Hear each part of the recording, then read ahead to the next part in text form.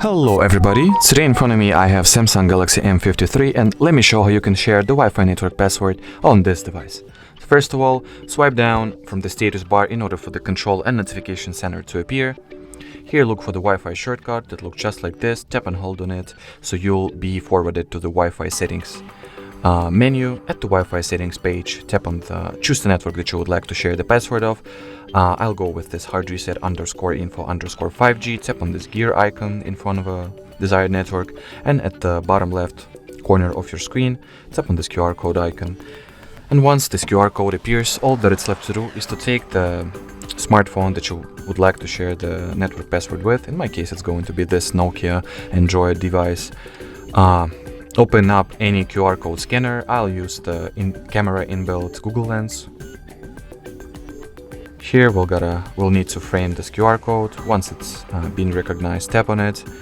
Wait for this Join Network button to appear, and all that it's left to do is to tap on it, and as you will see right now, our Nokia smartphone will be successfully connected to the HardReset.Info 5G network. So let's just wait. Alrighty, great success.